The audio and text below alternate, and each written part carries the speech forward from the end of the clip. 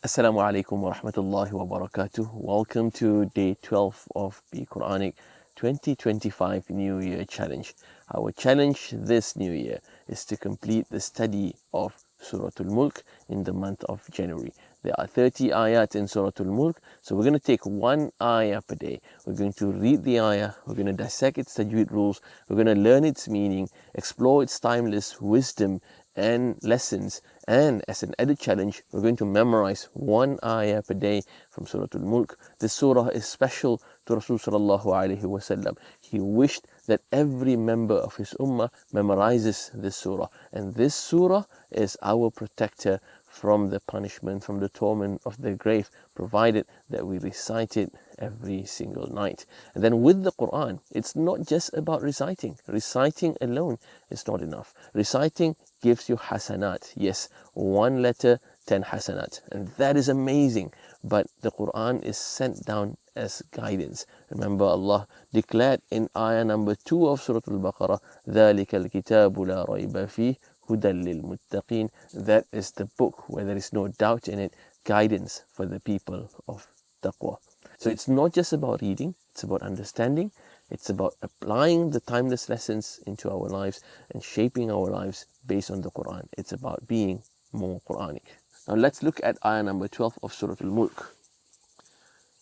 أعوذ بالله من الشيطان الرجيم إن الذين يخشون ربهم بالغيب لهم مغفرة وأجر كبير. Inna, this is wajibul ghunna. So we read it with two harakat ghunna. Inna alladhi, the is mad asli. Yakhshawna rabbahum. Look at this meme sakin. There is nothing on top of it. There is no sign on top of it. That means it is a merging meme sakin. In the case of meme sakin, what happens is that you do a two harakat ghunna whenever you see a meme sakin with no sukun sign on top of it. It means that the meme sakin is meeting either a ba or a meme. Now we're going to see those two rulings in this ayah. So Rabbahum bil ghaib, Rabbahum. Now it doesn't mean that every mim sakin has a ghunna. Look at the ayah before it, the one that we read yesterday.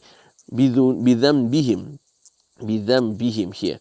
You don't read bidham bihim fasuhqan. No, not bihim fasuhqan. This one is without ghunna because you see there is a sakin sign, a sukun sign on top of it. So you read clear. بِذَنْبِهِمْ فَسُحْقًا. Bihim fasuhqan. As opposed to this one, Rabbahum, this one, Rabbahum bil ghaybi lahum. Look at the meme. There is no sakin sign on top of it. There is no sukun sign on top of it. That means this is a ghunna. So it's meeting a meme. The only two cases where you read meme sakin with a ghunna are when meme sakin means either a ba as in this or a meme as in this one. Meme means a meme means a ba. Lahum maghfira Alright, remember we were talking about giving each letter its right. So mim fatha ma, ghain is agh. So it's agh. Don't read it maw. No, it's not maghfiratan, it's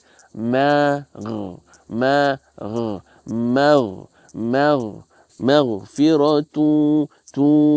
This is, what is this? Maghfiratu.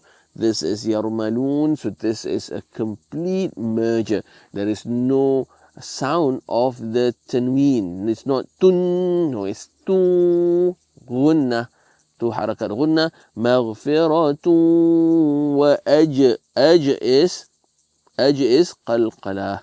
What are the letters of qalqalah? Qaf, ta, ba, jim, dal.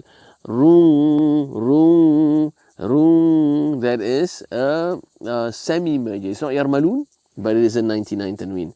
So it's a half merger. So you prepare your mouth as if you're going to pronounce the letter kaf, but then you read through the tanween with ghunnah. Ajrun kabir. Alright, now let's read the entire ayah again. Now be cautious and be mindful of the tajweed rules. إن الذين يخشون ربهم بالغيب لهم مغفرة وأجر كبير. Now this ayah is the complete opposite of the previous ayat that we have been reading. The previous ayat we were reading about punishment for people who disobey, who disbelieve in Allah. So now Allah is saying, إِنَّ الَّذِينَ يَخْشَوْنَ رَبَّهُمْ. Indeed, those who fear their Lord without seeing Him will have forgiveness and a great reward.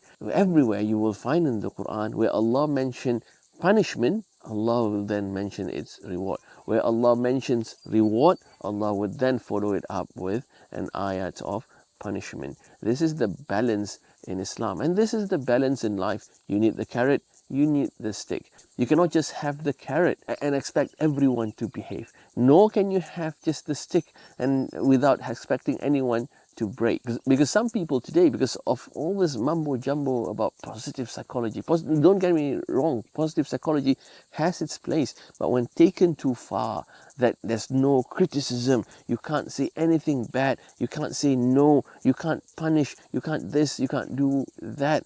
This is breaking down the society. Humans, we do not operate like that. Our operating system created by Allah has two motivation. It's either reward or punishment, and this is how Allah presents His case in the Quran, shaping a human being, shaping a society. And even look at how the government operates. Imagine if you have a traffic light, stopping at a red light is fard, is wajib, it's compulsory. Now imagine if there is no punishment. If you stop at a traffic light, every time you stop at a red light, you get reward $5. If you don't stop, nothing bad will happen. We'll just not reward you. Now, do you think people will actually stop? Some people might. Some people might stop just because they understand that stopping at a red light is crucial for safety. Some people may be motivated by that $5 every time they stop. But then for the bulk of people, they were like, I don't care, $5, not that great. In terms of shaping human behavior, there are also three types of people. There are people who will do good for the sake of goodness, because they know it's the good thing to do.